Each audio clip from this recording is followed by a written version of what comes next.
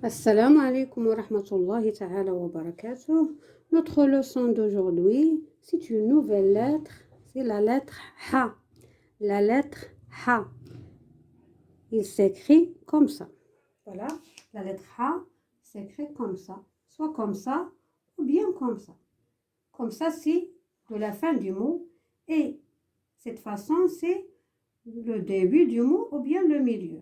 La fin du mot, le début du mot ou bien le milieu. Je note bien ici que la lettre Ha ressemble à la lettre Ja qu'on a déjà vue. Le Ja porte un point sur la lettre. Et il va ressembler à la lettre Ha qui porte aussi un point sur la lettre.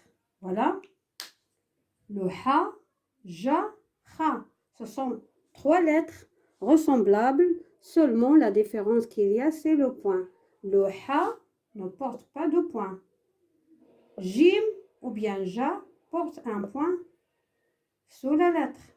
Et le Ha porte un point au-dessus de la lettre. Eh bien, aujourd'hui, on va voir la lettre Ha. Voilà la lettre Ha. La lettre Ha s'écrit au début du mot comme ça. Au milieu du mot comme ça. Et à la fin du mot comme ça. Soit attaché ou bien pas attaché. Au début du mot, je commence le mot par le Ha comme ça. Mais lorsqu'il est au milieu, ça veut dire qu'il y a une lettre ici et une lettre ici. Voilà, il est au milieu. À la fin, comme on voit, il se plie. Il se plie. Ici attaché à une lettre et ici n'est pas attaché. Bien, j'efface ça et je vais mettre les voyelles courtes. Les voyelles courtes, c'est Fatha, Damma, Kasra et Soukoun. Ha avec Fatha, je lis Ha. Avec Damma, Hou. Avec Kasra, Hi. Avec Soukoun, Ha. Ha, Hou, Hi, Ha. Et maintenant, je passe à Ha avec les voyelles longues. Ha. Les voyelles longues. Les voyelles longues, ce sont le alif, waw, ya.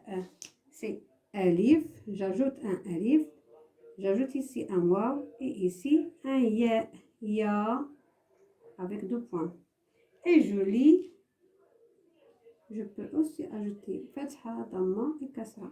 Je lis ha, hu, hi, ha, hu, hi, ha, hu, hi, ha, ha, hu, hi. Et maintenant, je passe au tanwin. Le ha avec tanwin. Voilà. Le ha et le ha. Le tanwin, c'est le double fatha. Je note bien que le double fatha vient toujours avec un alif. Et ici, c'est le ha de la fin du mot. Et ici, le ha de la fin du mot. Double fatha, double damma et double kasra. Et je lis han, hun, hin. Je note bien que le tanwin vient toujours à la fin du mot. C'est pour ça que j'écris le ha de la fin du mot. Parce qu'il est avec tanwin. Double fatha, double damma et double kasra. Han, hun, hin. Han, hun, hin. Ha, hu, hi, ha. Ha, hu, hi. Han, hun, hin. Et maintenant, je vais donner des exemples de mots contenant cette lettre Ha. Le premier exemple, c'est Hamamun. Ha, voilà le Ha. De début du mot. Ha, ma, mun. Je note bien que la lettre ma, on l'a déjà vue. Hamamun. Voilà une longue voyelle avec ma, mon, ha, mon, ha, mon. Hamamun, en français, c'est le pigeon. Pigeon. C'est le pigeon. Voilà. C'est le pigeon. Le deuxième mot, c'est tahta. Tahta. Ta. On a déjà vu la lettre ta. Ta. Voilà. Et le ha au milieu du mot avec soukoun. Tah. Tah. Ta. Tahta. Voilà. C'est bien. Tahta. La lettre ta, on l'a déjà vu. Et voilà le ha, il est au milieu du mot. Et joli. Tahta. Tahta, ça veut dire sous. En français, ça veut dire sous.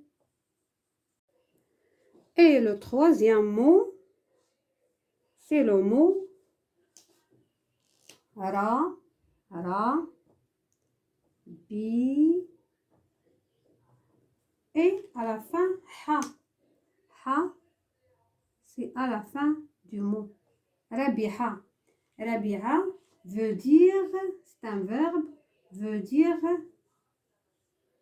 gagner. C'est le verbe gagner. Bon, ici, j'ai corrigé le mot. Je l'écris ici avec i, pigeon. Voilà. Hamamun, c'est le pigeon. Tahta, sous. Et rabiha, c'est gagner. Voilà, rabiha, le ha, il est à la fin du mot. Comme vous voyez, il est attaché à la lettre ba, bi, et il est plié parce qu'il est à la fin. Rabiha. Et voilà, notre vidéo est terminée. Et à la prochaine leçon, Inch'Allah, au revoir.